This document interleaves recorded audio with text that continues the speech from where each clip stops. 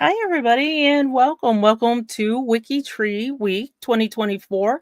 This is Bingo. It's Bingo Friday, and my name is Sandy. If you're watching us live, thanks for playing along. I have a bingo card number one I dropped in chat, but we're talking with Eric Weddington, another WikiTreeer, and just a really good friend of mine. Eric's a good pal of mine, and we're going to talk about Freemasonry. And it is probably, Eric, one of the most misunderstood societies out there, if not the most. I'm not sure. When Eric and I met, we met through WikiTree Came Friends. We have talked about this a lot. You've actually helped me out as well with family. The interesting thing about Freemasonry, it doesn't have a moose. That was my big, I had big arguments with my family. It's moose. No, it's not. So welcome, Eric. What is Freemasonry? Oh, goodness. Well, thank you for having me on here. And hello, everyone. Good morning, good evening, good afternoon, wherever you are. So what is Freemasonry? Freemasonry, in a nutshell, is the world's oldest, or one of the world's oldest fraternities or fraternal societies. So it got its start a long time ago. In fact, part of our history is that we don't know exactly when it got its start. We do know that, for example, the Grand Lodge of England was formed in 1717. That's when a number of already working Masonic lodges kind of came together and formed the first Grand Lodge. And then soon after, there was the Grand Lodge of Scotland and Ireland, and it just kind of kept going. It got its start from the old guilds in the Renaissance and medieval, British Isles. Stonemason guilds is where it comes from. So a lot of the symbology and the symbols that gets used within Freemasonry come from a lot of those tools or working tools of old stonemasons. So that's what Freemasonry is, and now it's spread all over the world.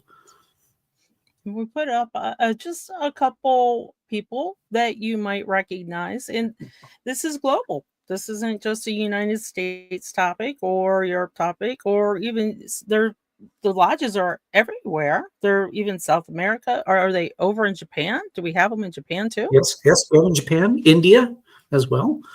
Obviously places in Europe, South Africa, well, you name it, because it started off as a kind of as a British sort of institution. Wherever the British went, especially the military, they took Freemasonry wherever they went. So brilliant, yeah. Where the British Empire went, so went Freemasonry. That is that was interesting. I hadn't thought about that. We hadn't talked about that part, but you can see the path.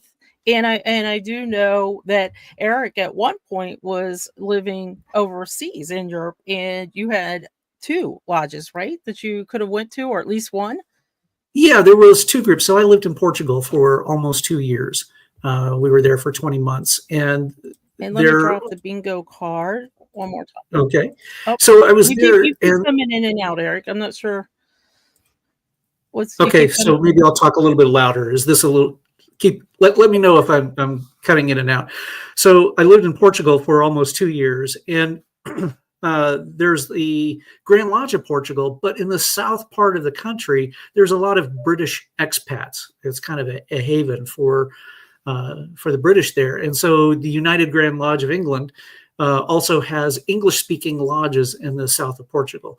Where we were living, it was a little bit too far away for me to drive to go to that. And unfortunately, I didn't know enough of the Portuguese language to attend any of the lodges that were the Grand Lodge of Portugal. So while we were there, I didn't do much Masonically speaking while I was there. But we're back here in the United States, back to Colorado, where we moved from. And so my home lodge is Enlightenment Lodge number 198 for the Grand Lodge of Colorado. And that's good timing because, as you see, I put up this is a indescript brick building, not fancy. And Eric just mentioned 180. So F in AM, what does that mean? Okay, so you will see kind of a couple of different things. Sometimes you will see, this really depends on the state, you'll see F and AM, or you will see AF and AM. The AF and AM is ancient, free, and accepted Masonry. That's all it stands for. The F and AM is free and accepted Masonry. And this kind of goes back to a schism in Masonry long time ago, back off in the 1700s and early 1800s. And it just has to do with kind of the ritual part aspect of it. There was a split in England, and it caused Grand Lodge of England, two separate Grand Lodges of England. One was called the Ancients and one was called the Moderns. Eventually, they came back together and became the United Grand Lodge of England. But that split kind of also came over to America as well. And so that's where we have Ancient, Free, and Accepted Masonry, or just Free and Accepted Masonry. But in this day and age, the split doesn't matter in much in terms of recognizing other Grand Lodges. So it's that part of Masonry gets really complicated really fast and sort of, I don't want to say kind of legalistic kind of stuff. It gets complicated around this idea of recognition and who has, real kind of Freemasonry. But, this is where I recommend people who maybe have, more interest in that. Wikipedia actually has a whole series of articles on Freemasonry, and all of them are very good. So I recommend anybody who wants to delve into, that deep part, just go check out Wikipedia. And we should also point out that this particular bingo is, I'm going to bring up that Wikipedia too. This particular bingo is going to tell you just a light overview of Freemasonry because we're on WikiTree and we want to talk about how Freemasonry can help your ancestors' profiles, how to work Freemasonry into your ancestors' profiles. I think Eric and I at one point had a webcast on Freemasonry. We probably could have gone on for 4 hours. And before we knew it, it was over. If you do want more information on Freemasonry with WikiTree or just in general, definitely reach out to Eric. Eric has always been accessible to anybody asking any questions about Freemasonry as we go through. And let me bring up that Wikipedia page. And you guys know that the very first thing I usually do is going to be the first bingo card. I put it in the chat a couple of times. So if you guys are ready, we are going to do the first bingo card. There are 2 bingo cards for every bingo session. There's another one later tonight with David Randall. And let me go over the rules real quick. So the rules. If you have won in the past 6 months, and I've also dropped in the chat the prize winners space page. So if you're on that page, that means you cannot win. So if you've won in the past 6 months, or anybody in your household has won in the last 6 months, any prize on WikiTree, including a thon, then you're not eligible to win until that 6-month period is over. That allows us to make it a little bit more fair to everybody. 1 mug per prize. I think there's some other options, but almost everybody's going for the mug. Is open to everybody. You do not have to be a WikiTree member. Bring your non-WikiTree friends and neighbors and let them have fun. I know a lot of you also have your kids play. This is always a safe haven, a safe place for even kids to learn. There are 2 bingo games per time slot. And the next set of rules, how do I actually win? If you're new to this, if you're just joining us for the first time, you click on the link that I put in the chat a couple times, and that'll bring up the bingo card. If everybody will go ahead and use your mouse or if you're on touch screen, your finger to touch the middle, it's the free space and it says free. To win bingo, you've got to get it horizontally, vertically, or diagonally.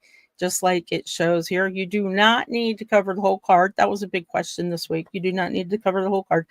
And 5 of you might win bingo at the same time, but it's whoever is the fastest to type bingo in the chat. Anybody want to demo how you need to scream at me to type bingo so I see it? Because I guarantee you today, Eric and I will be talking a lot about this. Thank you, Ann. Oh, I got a couple. Thank you, Ann. Thank you, Flo. Please feel free. You can even all caps it and yell at me. So let's go ahead and start off with bingo. Again, for those of you that are new, this very first card is about space pages. So most of you have probably seen it before. This is not about free masonry, this particular card. The next one is. Okay, so space pages. What can you use space pages for? A sandbox. I currently have a quite large one that I'm trying to figure out an ancestor. As a matter of fact, Eric, we have many members of our project on a Hatfield-McCoy type sandbox. Absolutely. And In the Appalachia project, right? Yeah, we were trying to untangle certain families. And I know that we had like 2 different sandboxes going at the same time with different members kind of trying to figure out all the various sources and who's what and conflated profiles and so on. It was perfect. we don't really, I don't really talk about that with the space. Usually I talk about it like I just have a sandbox, but you're right. The collaboration. So people would go into these sandboxes and from our project and they would pick where their expertise is or where their family line is or where they were just curious and they could help. And that was pretty cool. Thanks, Eric. I don't really talk about that much. A biographical sketch. Sometimes we have a lot of information. I will just use an example I did this week. I was looking on WikiTree for somebody who was born, married, or died on November 7th, because that was date day.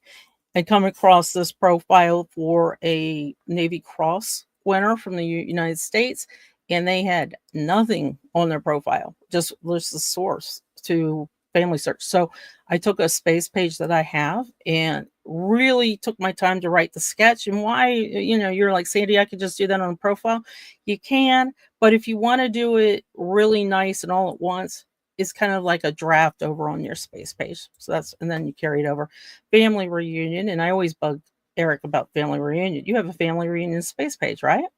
I have 2 family reunion space pages. And so, one of the things that's kind of interesting is before the internet age, newspapers were really the places where that was the social media of the time, was newspapers.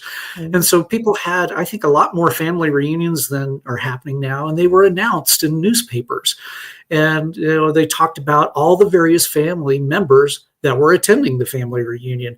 I found family members I didn't know existed because of these newspaper articles for family reunions. And so, how do you put those sources on everybody's page when you've got like about 50 people who are attending? Yeah.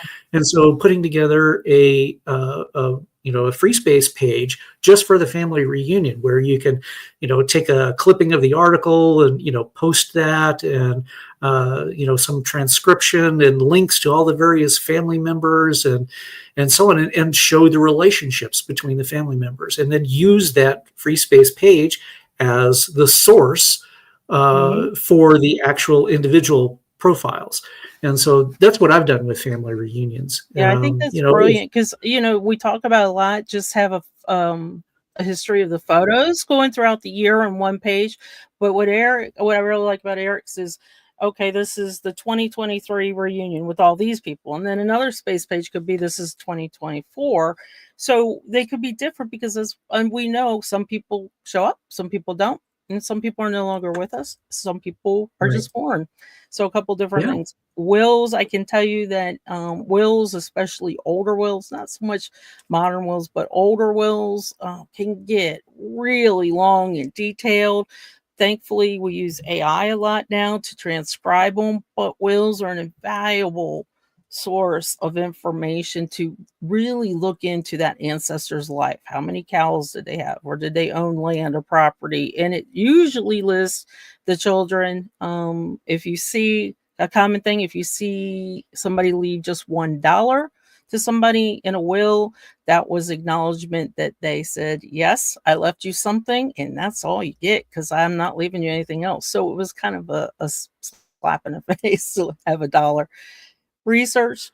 A lot of times I'll use a space page for random research of a whole bunch of different people, or maybe I'll just use it for one person.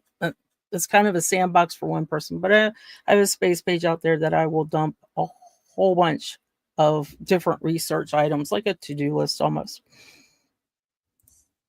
And historical event. This is really interesting because there is something called a one event study. We do not have that on WikiTree yet. Maybe we will soon. But we have one name study and one place study, but a historical event could be a one event study. So you could create your own space page for that. And I'm surprised nobody's told us that they are close to it. A court document, really interesting. Somebody in our project, I think it was her grandfather, Janine's grandfather, was murdered, and they had courts after, sessions after session after session after session, and she wanted to document all of it, and she got help from Secret Santa for transcribing it. And this was before AI really came in. And a estate file, kind of like a will, but not. It goes usually there around the probate and the will. This is the one, how many cows, how many, beds you have. And sometimes they can get really descriptive, and you can kind of get an idea of their life. I like the ones that show the produce as well. Like, one basket of potatoes and one field of corn. So it gets really interesting. And I like some of your own answers. I used a will to sort out the married names, and that's handy. And create a free space page for some of the 1880 Garber reunions, especially if you have photos, definitely do that. Okay, wow. You guys are rocking it today. And when somebody says bingo, never ever close your card. Just a little tip. Okay, music. This was something that you all know, Azure. She has several free space pages as a fan. So she has a couple rock groups that she really likes, and she keeps kind of all their information that she's researching on a space page. Just as Eric said, it's one location to use as a source for many people. It's really, really cool. Photos. I have a photo. Eric, do you have just a generic photo? And it changes for me. I will dump a whole bunch of cemetery photos up there maybe. And then No, I don't have that. But kind of going back to what you said about an event. So there's a family event of a marriage that I need to put together a free space page, and it's again multiple family members, but I have a lot of photos from this one marriage that I want to put on there. So again, kind of combining things together, and you can then use that free space page as the source on all the different people profiles. It makes it so much easier, especially too, because can you imagine if you had for your reunion 50 people and you need to make one change, maybe a date or maybe exactly. You're like all over the place. So all over the place. Congratulations, Doug. This makes me happy because Doug specifically came to this bingo to hear more about Freemasonry, and one of his first questions is, how long is the show? So congratulations. I'm going to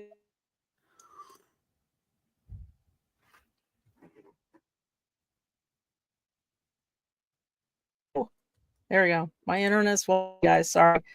And anyway, and tell her that bingo, she will get the information to how to claim your prize.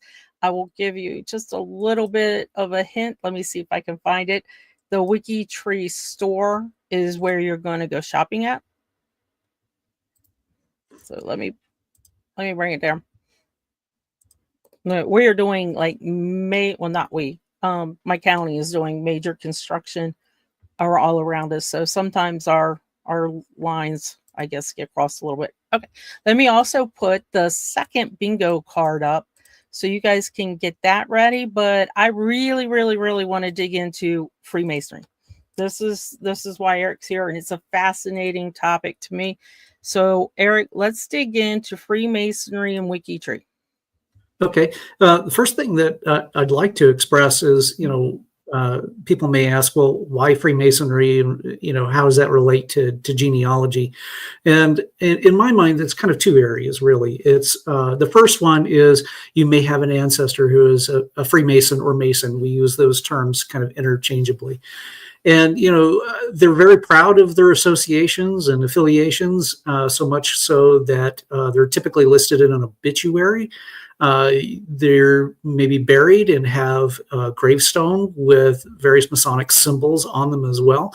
And so, first off, it's a way to kind of honor your ancestor and their interest in this fraternity. Then the second is having to do with a genealogical technique that some people you may have read about called the fan club technique. FAN stands for friends, associates, and neighbors. So sometimes when you're researching a person, you hit a dead end with the usual sources that you find. And then where do you go from there? How do you find out more information to answer your research questions? Well, you end up researching around the person, their friends, associates, and neighbors. And so because, if you had an ancestor who was a Freemason or a Mason, they belong to a Masonic lodge, all of a sudden that opens up who they associated with. If you can find out more about that, about the lodge and the membership and so on, and that may help you to provide more clues or more ways to research the person. So that's why Freemasonry can be, a topic of interest within genealogy. And let's go ahead and address something right off the bat. This is something that I hit Eric with every time that we do this type of conversation. Why does everybody think it's so secret?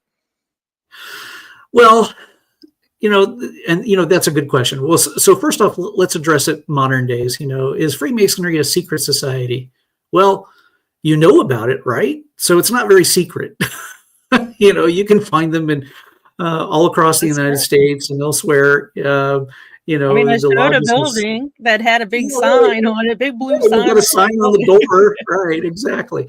And then one of the things about Freemasonry is that we just don't talk about it a whole lot. Part of it has to do with the long history of Freemasonry. It goes back, we say 1717, but we actually have evidence that it existed before then. Okay. But, just like in genealogy, at some point you go back in time, the documentation sort of runs out. Right. And when you're, a historian and, you're looking for documented proof of something, sometimes, you just run out.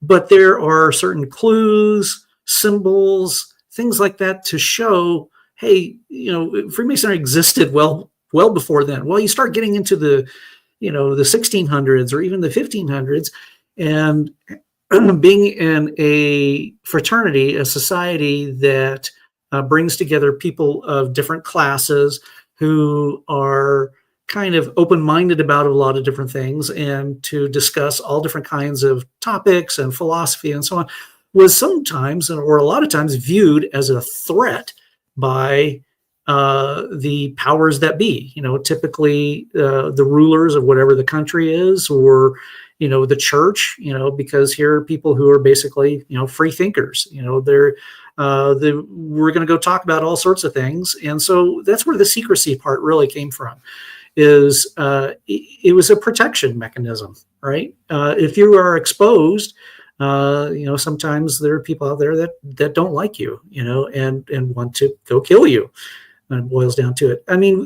For people who get into even more modern day history, so let's say like World War II in Germany, Freemasons were persecuted in Germany and killed just because of their association. So this is part of the reason why, many Freemasons just don't talk about it. Well, there's something else that, we have talked about before too.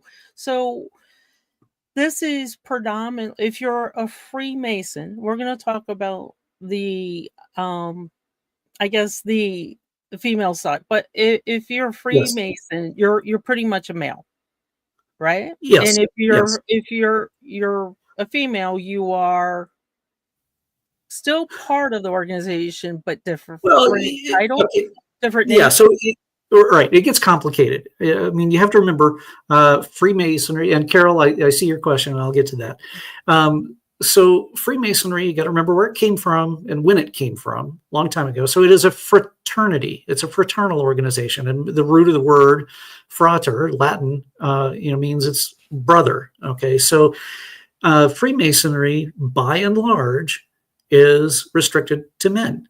And you kind of go, well, isn't that, is that not fair these days? Well, go take a look at colleges, right? And universities. You have fraternities, you have sororities. Right. One's for men and one's for women. So, number one, the separation is not necessarily unusual. Number two, we usually say within ourselves, if women join, to be a distraction, right? Men get easily distracted. So sorry. But also I do want to point out that there is a movement within the UK, as well as a smaller movement in the US, what's called co-masonry, where it's both men and women. Now, that gets into a complicated subject of recognition of what is, Freemasonry, what is not, and so on. It gets really deep, but, it's one of those, yes, women can be Masons, but maybe not in what's considered regular Masonic lodges or regular Grand Lodges as we know them and has been historical. There is also another organization within the United States, I can't really speak for the rest of the world, called the Order of the Eastern Star, or OES, and it is a group that it's kind of like co-masonry. They don't practice Freemasonry per se, but they have a lot of the similar elements where both men and women, the men who join have to be a Freemason, and the women who join are usually some type of relationship to them, whether it's their wives or daughters or sisters or things like that. So that organization has been around a long time. And a lot of times when you go to a cemetery, and like what Sandy is showing here, where you see different Masonic symbols within a cemetery, you will see, Order of the Eastern Star. It is not uncommon to see, hey, here is, graves of husband and wife. The husband has the symbol there, what's called the square and compasses, right, as them. And then his wife has the symbol of the Order of the Eastern Star. So, there's that. Well, and I will tell you also in Appalachia, I'm just going to talk about Appalachia, and Eric, you can expand on it. Maybe even, as for in the US, how people did go west. I'm talking way back when. Yeah. Women and men would get together maybe at church, but when church was over, they went their separate ways. The men hung out and the women hung out. So to me, not having women in the same meeting is not an odd thing, and it doesn't mean that they purposely are being left out. It's more or less they are it just was the thing that was preferred. The women want to talk about whatever they're going to talk about, and the men don't want to hear it, vice versa. So this is kind of where I always equated Freemasonry and how men and women play a role. Now, do you meet monthly? Is that typically? Well, so there's not each individual lodge can set how often or when they meet. So, my lodge is a little bit different. There's many lodges, American lodges out there that they'll meet like twice a month or something like that.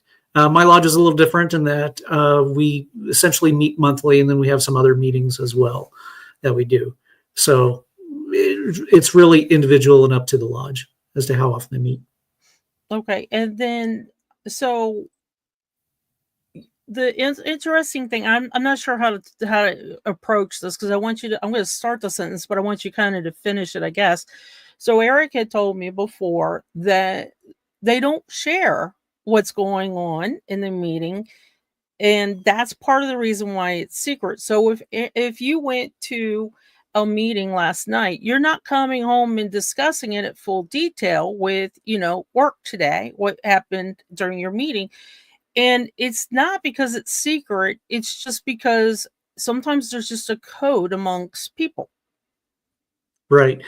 And, if somebody is really interested in kind of the history of Freemasonry, we can go talk about what's called the Western mystery tradition. So a lot of times Freemasonry will be talked about in that kind of context as well. And so, that's why one of the many reasons why we just don't talk about it. So the other thing too is it also provides a personal space for men to, talk about issues that's going on with them. We talk about within Freemasonry, I'm going to digress just a little bit. One of the things about many Freemason lodges, not all, is this focus on charity. Now, charity can be thought of in two different ways. One is raising money to help the community in whatever ways, by helping to donate money to good causes, or maybe to set up a scholarship for the youth in the community, to go to university, or to give money to teachers, right? Who, and awards to teachers, as to if they're doing great in the community, to, focus on these kind of things. But charity, the way we also look at it is sometimes charity is just lending an ear, right? Men sometimes need to talk about what's going on with them, and they don't want to do that. Sometimes they don't want to burden their families or their wives, or feel like they want to have, their issues that they're dealing with kept private. And so, we talk about that in our own lodges about, we are here for each other to help support each other. And sometimes, just need a friendly ear to talk things over with. And so this is where having, a space that they can do that, where, I'm not going to go talk and go blab what my brother told me, because maybe he's dealing with some, private issues or whatever. He's working through it, but he doesn't want, his, dirty laundry or whatever, aired out to the community. So, these are some of the aspects of Freemasonry. This is why it's so difficult to talk about Freemasonry, because there's so many different aspects to it. People join for various reasons. Sometimes they do it because, my grandfather was a Mason and my father was a Mason, so I want to become a Mason too. Some really like the historical aspects of it and say, wow, look at all these, famous people, like George Washington. He was a Freemason. Or, some of the, signers of the Declaration of Independence, they were also Freemasons. So they get interested in the historical aspects. Some people get interested in the symbology of it and where that comes from, in the Western mystery traditions and things like that. So it's kind of a wide range of reasons and, interests. So Freemasonry kind of encompasses all of it. So let's go back to WikiTree genealogy, Freemasonry, and fan, because you just tied this in perfectly. If I stumble upon a Freemason, say, membership card, they are out there. They're out there on Ancestry and Family Search from way back when. So if I stumble on that, that tells me a little bit about this person. That tells me they were part of a lodge. Can I call the lodge, even if it's somebody really, really long time ago, and say, I think my great-grandfather was a Mason. Yes, right. At your lodge, because the membership card does have that detail. Yeah, it does have some history. Now, it may not be as much history as you think. They may just be able to say, yeah, we saw he was a member, he joined on this date, and, either, kept going, or maybe he left, and, that's maybe the only history that they have. But let's talk about, talking to the local lodge. Certainly you can reach out to the local lodge. Sometimes it's kind of hard to get a hold of them. Mainly just trying to find either, these days, you're more likely to find an email address than anything, or a phone number or things like that. But you can always reach out to the Grand Lodge. Now, in the United States, there is no Grand Lodge over the whole United States. Every state, and DC and Puerto Rico, they have their own Grand Lodge. Okay, so you can typically find them online. Grand Lodge of Colorado, for example, where I'm at. Put that into a search, and go talk to the Grand Secretary. The Grand Secretary is the person you want to reach, because they are the ones who can either find that information or refer you to a local lodge to find out more information. One of the other things that I talk about on the Free Space page in Freemasonry is, we have proceedings of the lodge, but more importantly, proceedings of the Grand Lodge. So Grand Lodge, each Grand Lodge has meetings every year, and those proceedings, what happened, are written down, and they're collected, and they're usually printed in books. And there's many, many old proceedings of the Grand Lodge of whatever state that are available online. So HathiTrust, for example, is a great place, and where I have found references that I can go to, and, Grand Lodge of Colorado proceedings, and, there it is. And here's a whole series, of books covering, many years during the early part of, the history of Grand Lodge of Colorado. And so it is a place that you can go to, find out more information and do searches within there. And like I said, it's a great reference. And I want to also add that not only is Eric said, it's a reference, it can be used as a source if your ancestors there, but it also is a little bit of a bio builder as well, and a category. Hold the question about category, though. We're going to hit that towards the end. That is probably one of the most important parts that I want everybody to learn is Freemasonry WikiTree categories, but that'll be towards the end.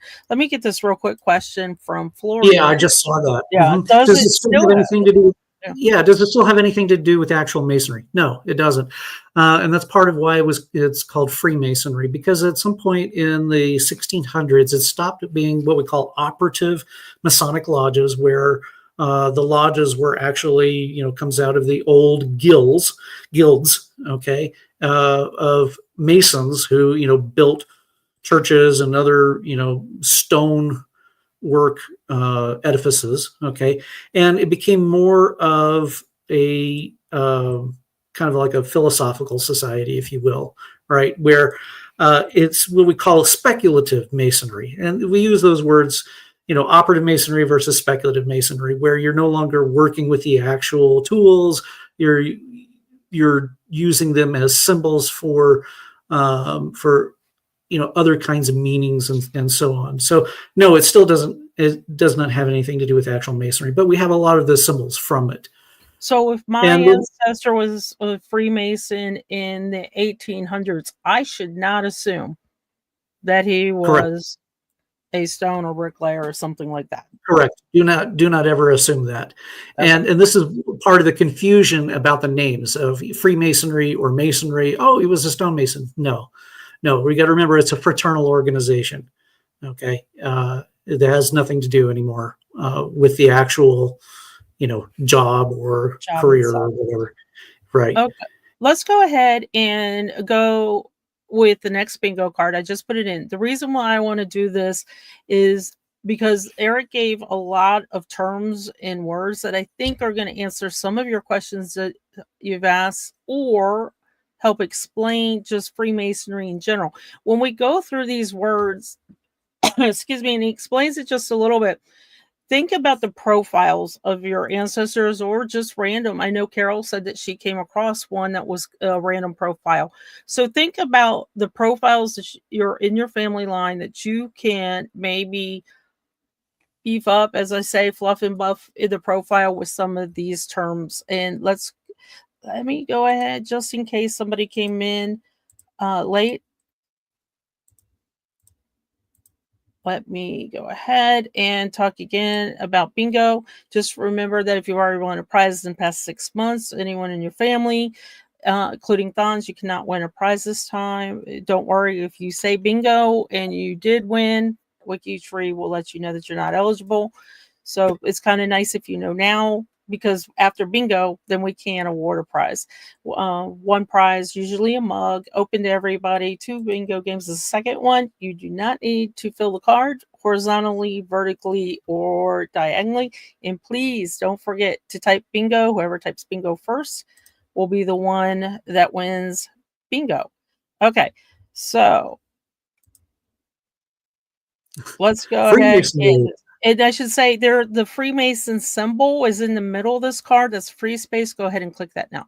So Freemasonry, I think we got a good overview. That's why we're here today.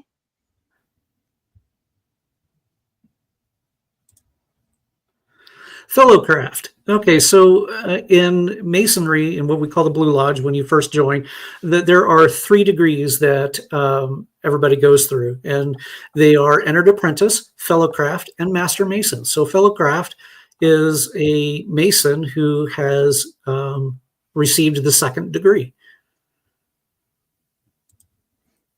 And we fraternity. This is a fraternity. It's not that you're trying to exclude women, and I know that that's been a discussion in the chat. There is an organization for women as well. It's just, and I gotta say, Amanda mentioned it too. Sometimes women also don't want to openly talk, in front of large groups, and sometimes even within their own peer group. But the 𝐶𝐷 started as a fraternity and continues. Right. Right. Apron. Everybody's loving this one. Okay, so this is not the kitchen apron. Okay, this is a Masonic apron, which if we go back to the operative Masons, they wore a leather square apron across the top part of their legs because they're moving stones. And so it helps to protect their legs. And so we have that as a symbol within Freemasonry. And so, you know, you will see this in Masonic processions that maybe go through a town where Masons are wearing this white apron across the top of their legs as part of the symbol and what we wear in our lodges. So apron. So and this by the way, there's a lot, right? Yeah, yeah. And by the way, there's a lot of old Masonic aprons that are decorated or painted with various Masonic symbols that are historical objects. I mean, I have literally seen an apron within a Colorado lodge that was given to a family, and then it ended up Colorado, that was given by the Marquis de Lafayette, right, wow, from the American Revolution. And it's still held in private in the lodge. And we had a wonderful dinner, and it was talked about the history of it. And I got to see it in person. It was amazing. So, yeah. And I should say too, and you know, Doug won the first bingo, and one of the reasons why he's also here is he has something passed down. So there could be some other relics and things like that that are passed down from your ancestors to you that are Mason. And then again, that's where that mystery comes from. People go, "Oh, this is mysterious." Okay, York Rite. Okay, this is kind of another complication within Masonry. We have, you know, when you join a lodge, it's what's called a blue lodge. And then there are, after you go through the 3 degrees and you become a master Mason, there are what's called appendant bodies, other types of Masonic organizations with, you know, perhaps other degrees and other kinds of things within. One of those is what's called the York Rite.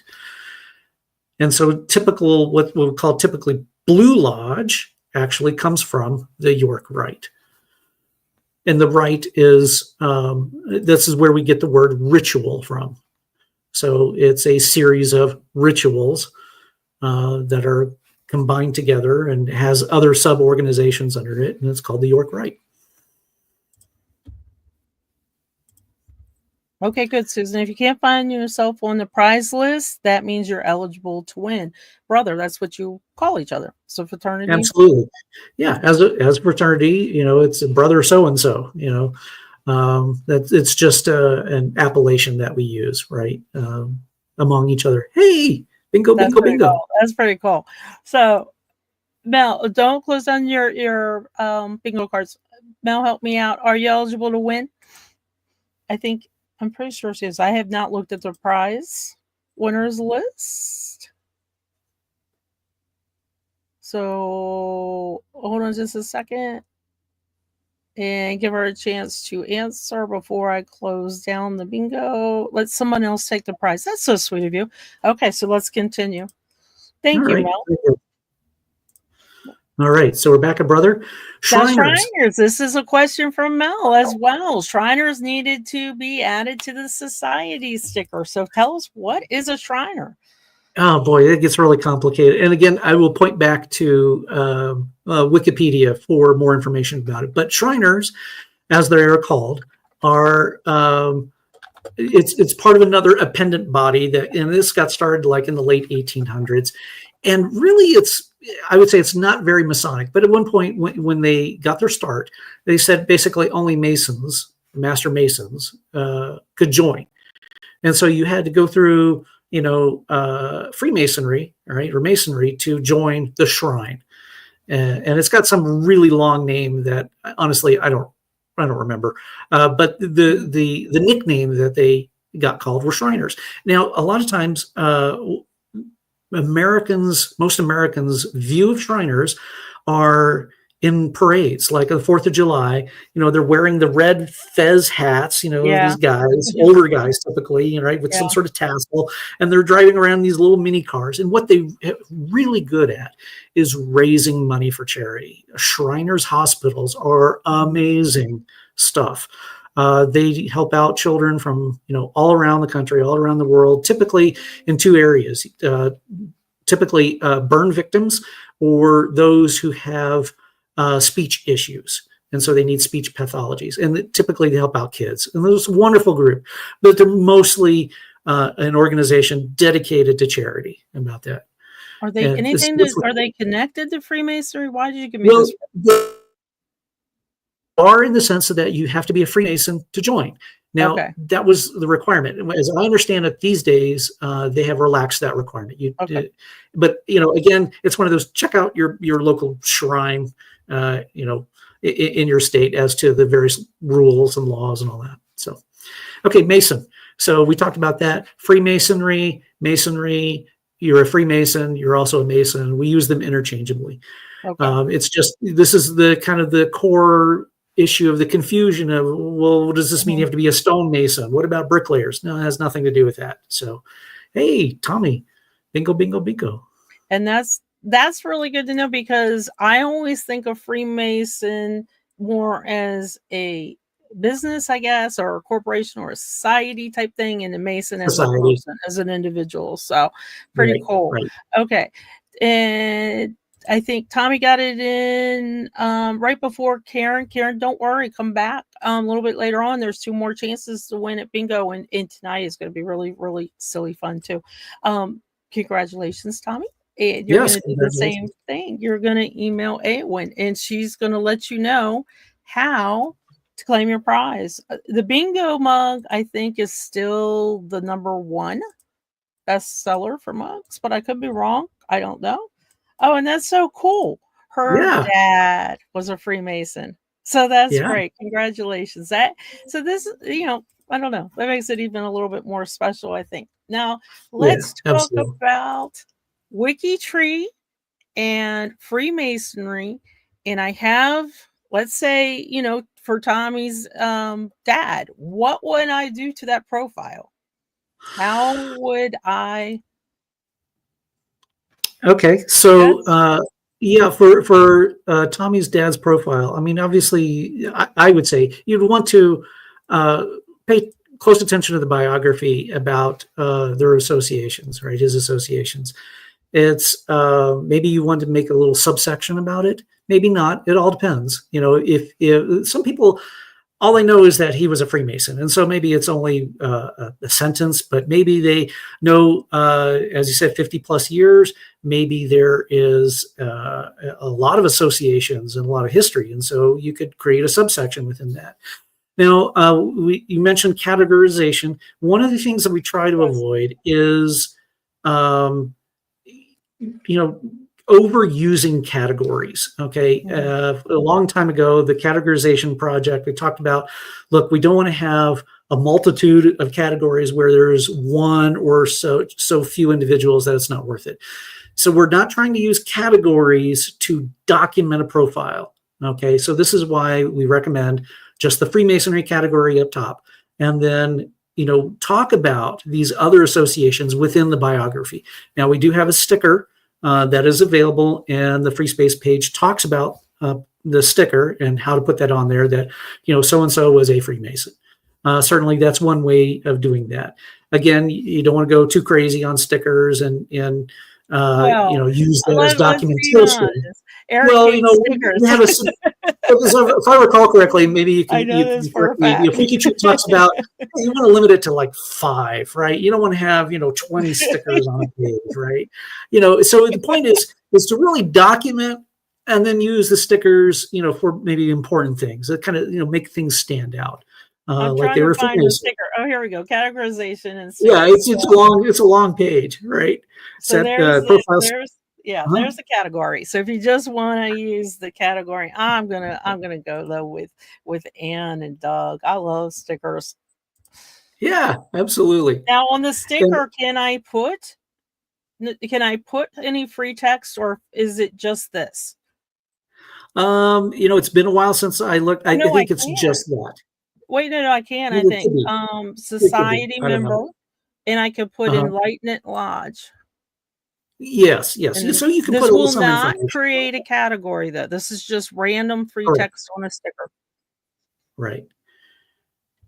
And I see what Anne said. I can't highlight it there about a Masonic Memorial Park cemetery.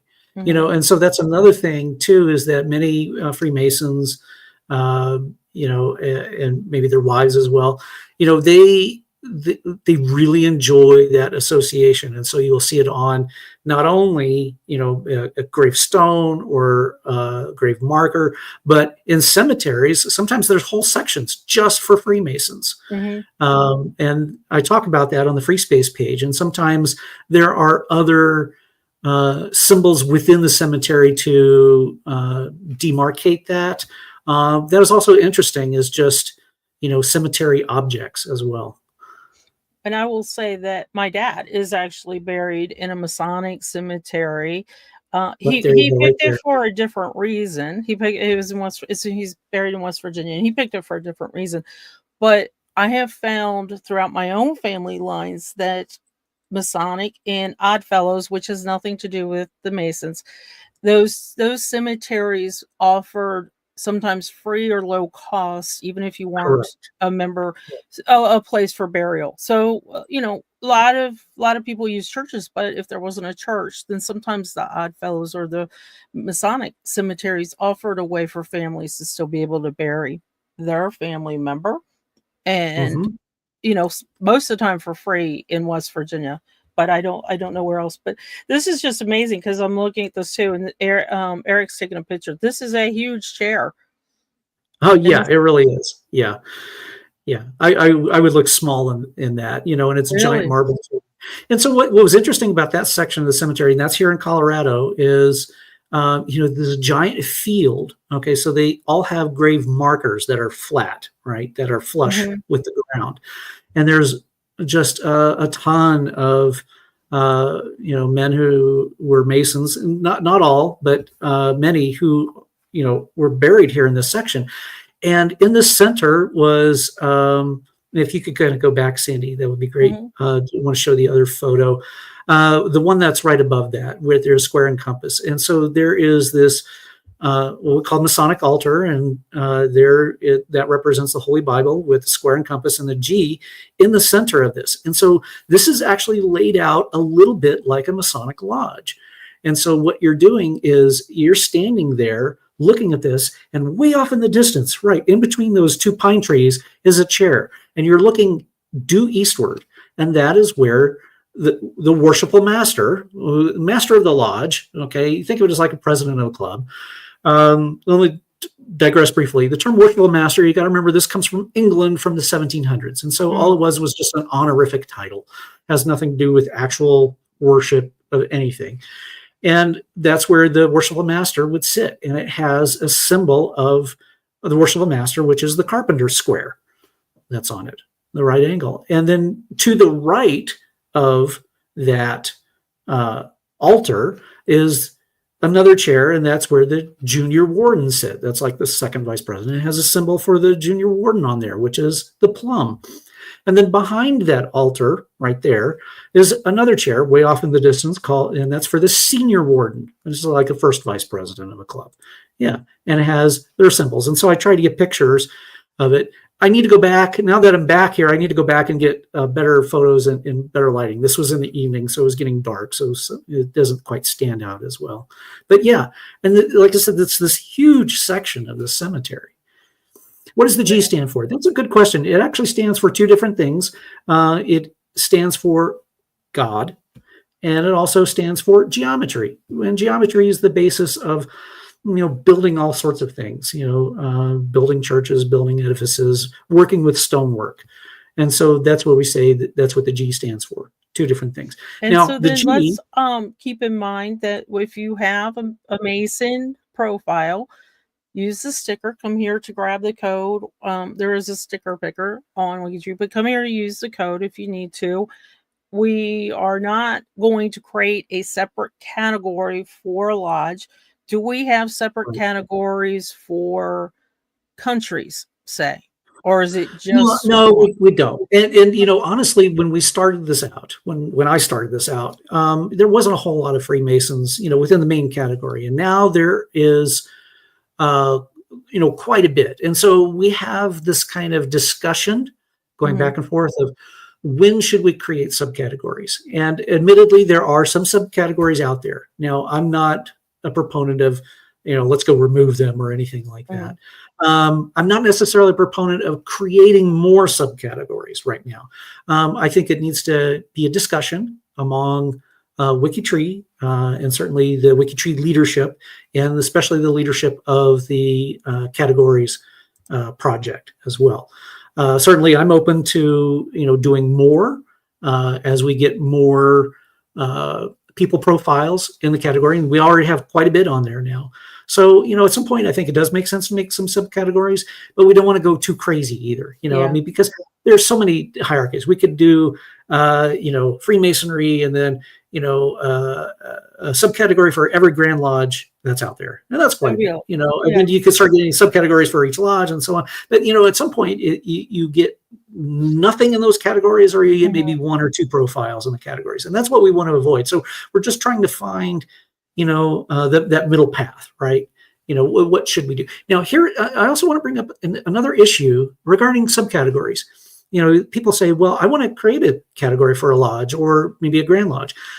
A lot of times, we don't know if the person in question belonged to that Grand Lodge. A lot of times, all we know is they were buried and there's a Masonic symbol on their gravestone. That's all we know. They could have been a member of a Grand Lodge in a completely different state. Okay. It could be in the state where they're buried. Maybe not. Until there's actual evidence for it, right? Because we're all good genealogists, and that's what we need is sources and evidence. We should just leave it alone. And so that's part of the problem with the categories. We have those who, well, I have documented everything. I know exactly where they belong, what organizations they belong to, and so on. Great. That's fantastic. Make sure you get that documented on the profile. A lot of times I put, profiles in the Freemasonry category just because I see the symbol on their gravestone, and that's all I know. So that's part of the, what do we do here, back and forth. And, it's good to have this. You're a great example. Yeah, you're a great example. So when you were in Portugal, you were still a member in Colorado. Correct. How would I know that? Because I talked to you, but otherwise I would not know that. Well, right. So, and people moved around even in the 1800s, right? You've got, many men who, Colorado as a state, it became a state in 1876, right? We're the centennial state. And there's many men who came from other states. They were members of lodges in other states, Illinois, Virginia, North Carolina, Kentucky, who knows? And they came here and they were still Masons, right? But, which Grand Lodge did they belong to when they passed away? I mean, it's hard to know. Just because they died in a place doesn't mean that that's where they had their membership. And if, to take it, my dad was not a Mason. He was a Moose. He was not a Mason, but he's buried in Masonic cemetery, even though he does not have a symbol on his marker. But you can't make that assumption either and think everybody in the cemetery, because it's Masonic, is Mason. So I think Eric has got a really good plan. Just leave it as Freemason. And I know that you look at it every once in a while to see if it's ready to be kind of maybe country or subcat. But for right now, let's just keep it under Freemasonry. And after I've added the sticker, which will add the Freemasonry category, just a basic one, what else do I need to do to the profile? Again, the more then please put it on the biography, right? I mean, yes, we'd love for you to document as much as possible. Even if you just know he was a Freemason, a sentence. If you have, a list of various organizations, affiliations, accomplishments, and so on, you could even create a subheader under the biography, right? Using the 3 equal signs name and the 3 equal signs, and talk about that. So really, that's the most important thing, I think. So leave it in Certainly, the biography. category, sticker, yeah, but put the majority of it in the biography. Now, a lot of times we talk about how else do you know if somebody's a Freemason? Look at their obituary. A lot of times they will say that. You might have to have, might look for that AF and AM. They're a Mason, or F and AM. They belong to lodge number so-and-so, AF and AM. Or, sometimes they had Masonic burial rites, right? That's where the local lodge comes out and they perform a public ritual about, for the burial, and sometimes they will talk about that in the newspapers. So, having these little tidbits like that it's a gold mine, to find this kind of thing. And will you come up with categories maybe to designate a Grand Master or their status? Do you think that might be something you'd think about? Now, keep in mind, I want everybody to keep in mind that even though we can create categories of WikiTreeers, there is a system for projects that you do have to go with a plan, create a plan on a space page, and go to GGG and get it approved. So this isn't just something we can all sit here today and say, oh, this would be great, let's do it. This does have to be, as Eric mentioned, kind of approved by membership as well. Right. So would you do this for status? Well, so actually I wouldn't do this. And here's what I have done. So I am a member of a lodge in Colorado. I have worked with the Grand Lodge of Colorado. I know the Grand Secretary personally. And on the Grand Lodge website, there is a list of Grand Masters. Now, Grand Master, who is a Grand Master, it's like the president of the club, but for the state within the United States. Okay. And so, and it changes every year, pretty much, unless they were, in the position for multiple years in a row. So every state's different. But for Colorado, it pretty much changes every year. And so instead of a category, we're not trying to document by category. Let's go back to the beginning of our discussion here. And that is a free space page. And I literally, it might be on here further down, actually, Sandy, on this page. I have a free space page just for the Grand Masters of Colorado. It's a giant list. Part of it was because we got a project about, hey, where are all the Grand Masters of Colorado? Where are they buried? And I raised my hand and said, hey, I'm a genealogist. I'll take on this project. And so that's what I did. And this project, I put it as a free space page, this massive table where I go find out where they're all buried, what happened to them. So it might be further down, might be in the further, maybe not there. I'd have to find idea. If you want, and again, this is why we're calling this program Bingo Space Pages. If you have a lot of family members, like my husband has a lot of family members that were in a Mason Lodge in Minnesota, maybe that's something I do again, create that free space page and use that one page as the source for all these members, because it was a tradition that they did, just like, it was a tradition they joined the Marine Corps. It's a tradition they were also a Mason. Okay, Eric, let's transition. A lot of questions, a lot of comments. So as we wrap up, and I know we're running a little over, but I knew this would happen because this is just too big of a topic as well. Right. I just want to mention, Eric said obituaries, membership cards, family Bibles, information from the lodge. We talked about calling them as well, the proceedings from Hathi Trust.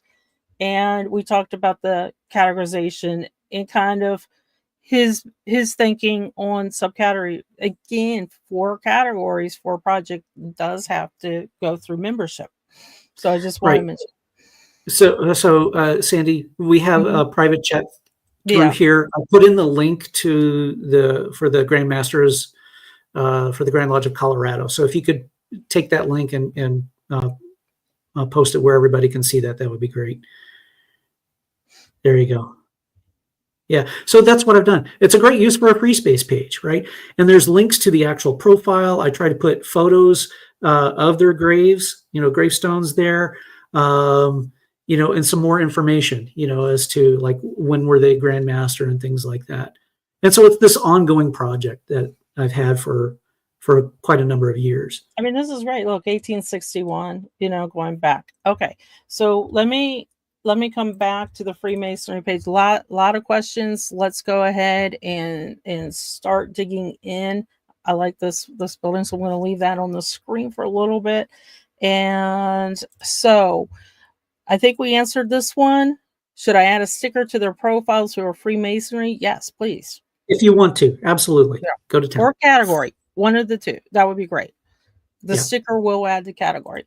Okay. This was kind of cool. Source of profile not so long ago was a grandmaster according to the newspapers. Newspapers is a great source because, as Eric said, probably for the obit or the burial, they're going to talk about. It's similar to military. You know, they had a full contingent of Masons that were there at the funeral. This was fascinating to me, Joko. I have a couple Masons among my ancestors, no Freemasons though.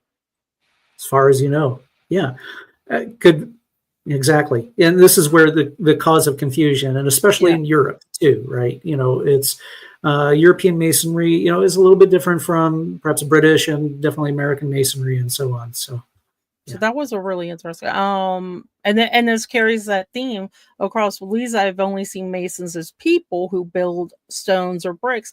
And I think, again, it's not a secret society. They just don't openly discuss everything they talk about. So you might know Masons and not know it. Exactly. And are there secret handshakes? So, well, actually, if you could go back to that one, here's a funny thing. My wife, we got married. This is our second marriage in 2019, and you know her father had passed away, but she worked for the fire service. She worked as a dispatcher for 911, and so she has a very close friend who gave her away. And she only found out, she'd known him for years, like over a decade. And she only found out he was a Freemason because of me, because I let her know that it was. And then, you know, she talked to him and she said, well, yeah, Eric, he's a Freemason. He said, oh, well, I am too. And she's like, what? You never told me. Well, you know, it never came up. So it's just not something that was openly discussed because you keep it to yourself. And Eric had shared with me a while ago that you do get a lot of police officers, military gentlemen as well that do have PTSD as well. And this is a great way to also do charity and be amongst people. Yeah, and it's not uncommon to find. It's not uncommon to find military, former military, police, former police, or fire, former fire. You know, because you know these kinds of organizations, right? If you're you know, in the military, there's this brotherhood bond, right? And so you get out of that and you miss it, right? And you're looking for an organization of where can I have that same kind of similar feeling, you know, and meet people, you know, kind of like that. And that, you know, so it's, like I said, it's not uncommon. Plus, Freemasonry was spread by the British military all across the world. So, that's true. I mean, that's something. Are there secret handshakes? Are you going to let us know, or is that a secret? I will say yes, but I can't share. There is a secret handshake. Okay. Well, and you know, here's the funny thing. There is actually a lot of that you can find out about online. I'm not going to point it out to you, but you know, you can search for it and you can find out a lot online. Yeah. Well, how does one join? Ask one. I know, and I will tell you, next time you are driving by, walking by a Mason, you'll know it. The sign's there. You'll know it. There is this code normally on the door, and I took a photo of it. I can't find it. I wish I would have thought about it. And I was like, Eric, what's the secret code mean? It's a whole bunch of letters. What does it mean? Well, and you know, here's this funny thing. There's this bumper sticker that's out, and it's been around for a long time. It, you know, has the Masonic symbol, right? Square and compasses, and it has the number 2, the letter B, the number 1, and then it says ASK and the number 1. To be one, ask one. So literally, that's how does one join? You know, our suspicious mind, we're looking at, it's some secret code. I got to ask Eric what it is. To be one, ask one. So that's how you join. So we have email. No, we have an inside joke. More information.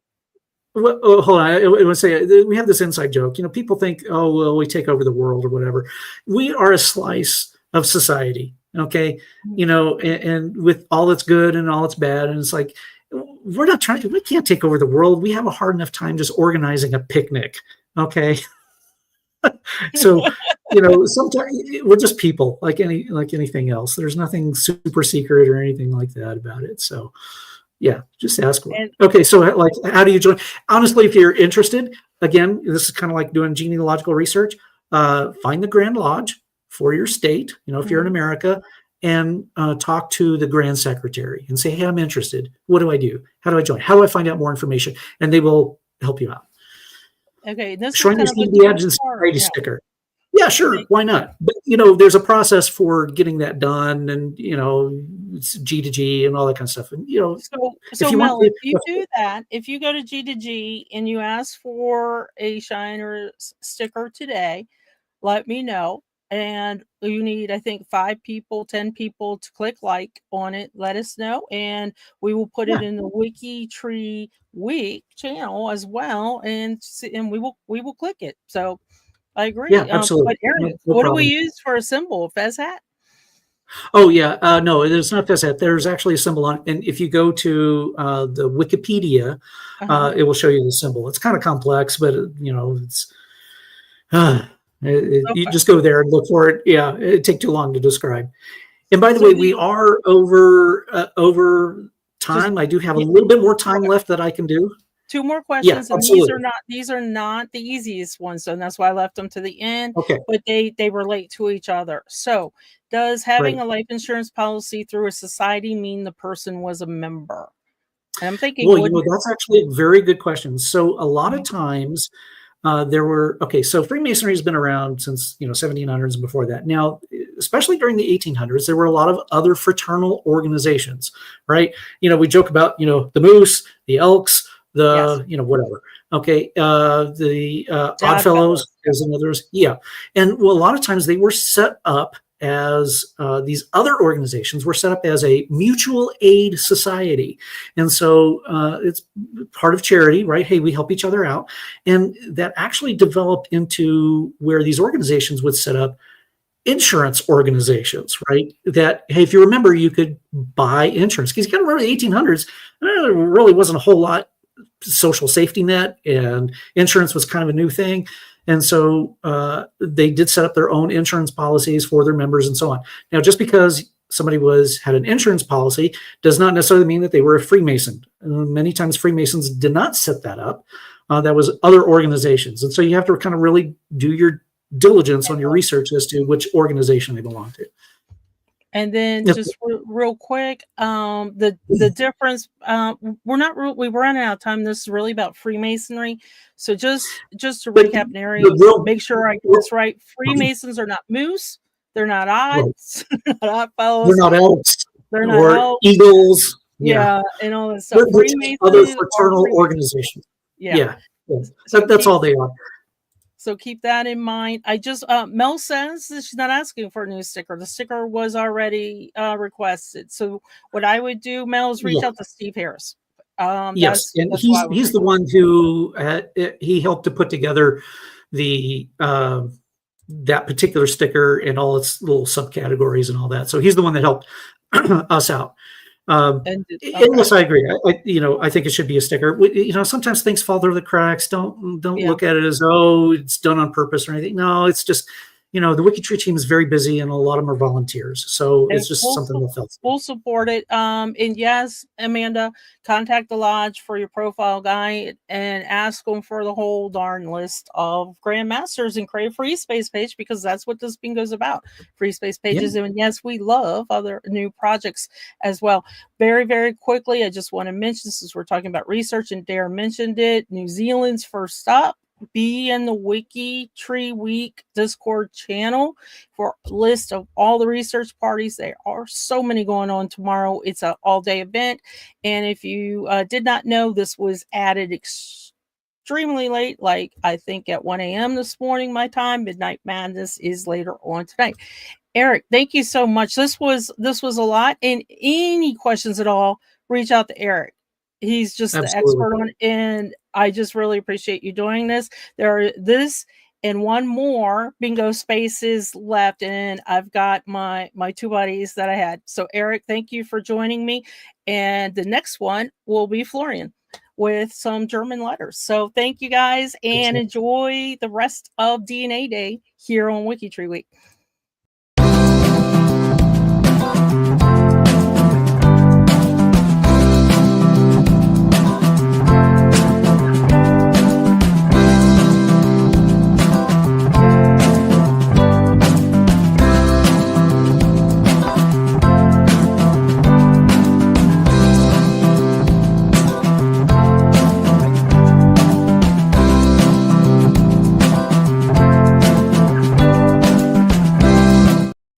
I guarantee you this